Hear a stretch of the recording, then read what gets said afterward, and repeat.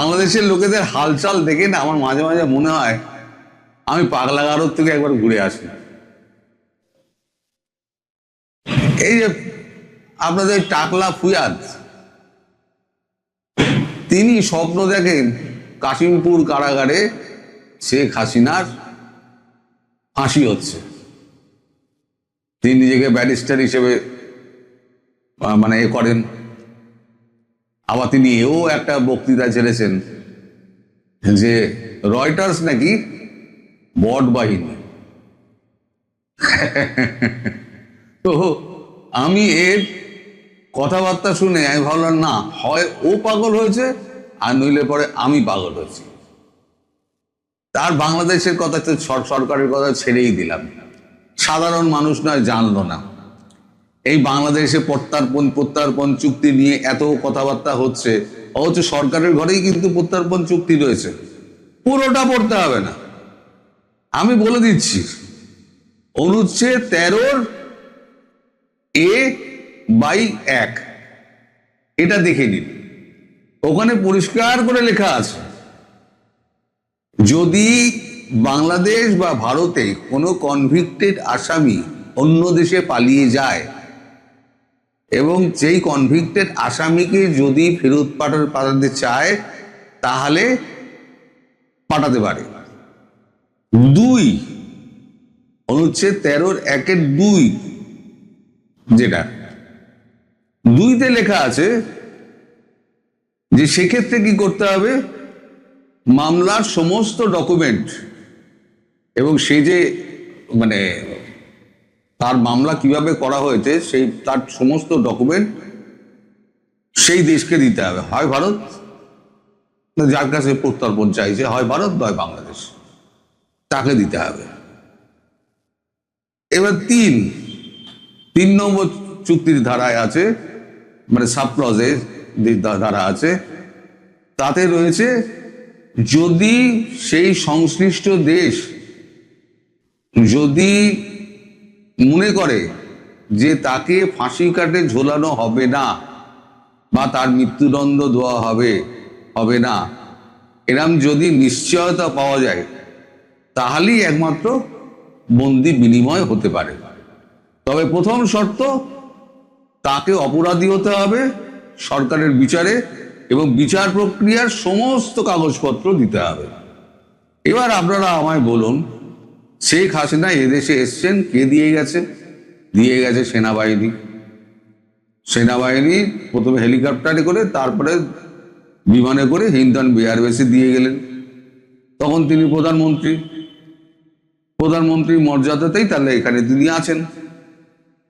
এটা আমি প্রথম বলেছিলাম যে সর্বদল বৈঠক ডাকা হয়েছে, প্রথম আমি কিন্তু ব্রেক করেছিলাম এটা। তারপরে জানা গেল সবাই লিখলো সর্বদল বৈঠক।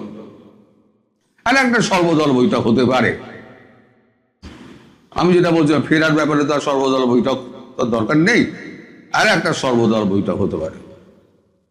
বাংলাদেশের কি কলাকীর্তির কথা আমি ছেড়ে দিলাম, এরা সাধারণ মানুষ তো সরকার সব হচ্ছে গয়াকাতন্ত্রের 9 হর্ষ। হয় আমায় পাগলখানায় যেতে হবে আর নইলে তাদেরকে পাগলখানায় যেতে হবে, দুজনের একটা, মধ্যিখানের কিছু নয়। তো এই যে এত দেশের ছোটাছুটি, সারা বিশ্ব ঘুরে ফেললেন আমাদের নরেন্দ্র মোদী, কি জন্য? একটা সলিডারিটি দেওয়ার জন্য। যদি ভারত কোনো রকম পাকিস্তান বা বাংলাদেশে কোনো রকম তাদের মিসঅ্যাডভেঞ্চারের জন্য যদি একটা অ্যাকশন নেয়, তাহলে ইউরোপিয়ান দেশগুলো যাতে ভারতের পাশে থাকে এবং লাতিন আমেরিকা এবং আফ্রিকান কান্ট্রিগুলোতে। তিনি কোথায় কোথায় গেছেন এবার খোঁজ নিন আপনারা। তিনি যে 12 দিনের সফর করলেন, কোথায় কোথায় গেছেন। এবার ধরুন আমি আসি আর একটা এর কথা, মানে ওই সর্বদলীয় বৈঠকের কথা। তিনি যাচ্ছেন তাতে সর্বদলীয় বৈঠকের ব্যাপার নেই, তিনি তার দেশে ফিরে যাচ্ছেন, সর্বদলীয় বৈঠকের দেখার কথা নেই। এখন যদি তিনি দেখেন যে তাকে কোনোভাবেই ঢুকতে দেওয়া হচ্ছে না, তিনি তো আর ধাক্কা মেরে ভেঙে ঢুকবে না, আর ভারতবর্ষ সেভাবে ছাড়বেও না। পরিষ্কার কথা, সেভাবে ছাড়বে না। ভারতবর্ষ তার নিরাপত্তা নিশ্চিত করে তবে ছাড়বে। তা ভারতবর্ষ মোটামুটি ভেতরে ভেতরে কাজ করছে। আমি আপনাদের একটা প্রশ্ন করি, এর জবাব আপনারা দেবেন। শেখ হাসিনা আমাদের দেশে এখনো প্রধানমন্ত্রী মর্যাদায়, এবং আমরা তাকে ম্যাডাম প্রাইম মিনিস্টার বলি, এবং সবাই তাকে প্রধানমন্ত্রী হিসেবেই তাকে রেখে দিয়েছে। তার পেছনে মাসে আমাদের খরচা হয় 35 কোটি টাকা, সমস্ত খরচ নিয়ে, তার স্টাফ, তাদের বেতন, তার খাওয়া দাওয়া, তার চলাফেরা, তার সমস্ত চিকিৎসা সমস্ত কিছু নিয়ে মাসে 35 কোটি টাকা আমাদের খরচা হয়। আমি খরচার কথা বলছি না, আমি বলছি একটা প্রধানমন্ত্রীর যে খরচ হয় প্রতিদিন, আমাদের প্রধানমন্ত্রী হয়তো তার থেকে একটু বেশি, তার স্টাফ বেশি, তার খরচা একটু বেশি। আর শেখ হাসিনার স্টাফ কম, তার খরচা কম। যদি 3 গুণ স্টাফ হয় তাহলে নরেন্দ্র মোদীর মতোই হয়ে যাবে। কারণ নরেন্দ্র মোদী যা খান তা সেই একই খাবার তো তিনি খান, কেউ তো আর বেশি কম খাওয়ার ব্যাপার নেই, দুজনেরই বয়স হয়েছে।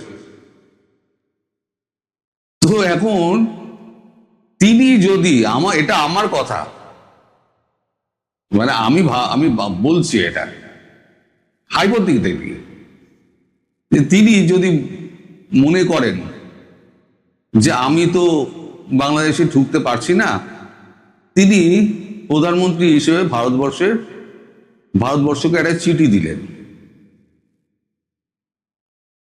যে আমি দেশের প্রধানমন্ত্রী,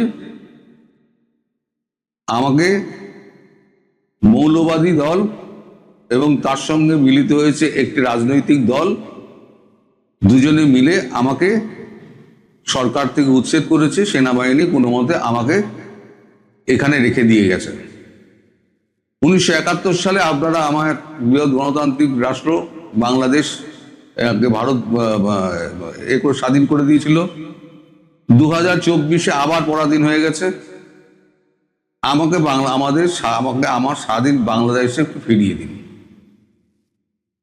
10 লাইনের একটি চিঠি যেই দিয়ে দেন,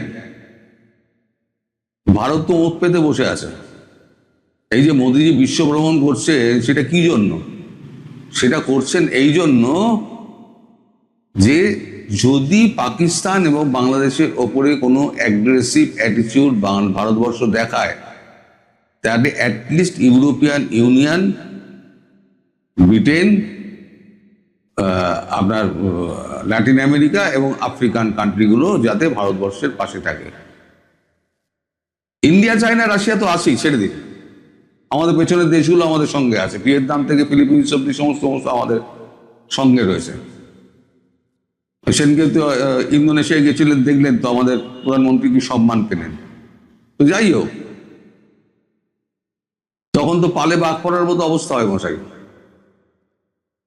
তখন এই সরকার, আমি কালকে বলছিলাম না, আজকে আমি বলবো যে যদি একান্তই কিছু ঢুকতে না দেয় তাহলে পরে কি হতে পারে। যদি আপোষে মীমাংসা হচ্ছে সব থেকে ভালো, ভারত আপোষে মীমাংসা করতে চাইছে। আপোষে মীমাংসা কিন্তু 71 সালেও করতে চেয়েছিলেন ইন্দিরা গান্ধী।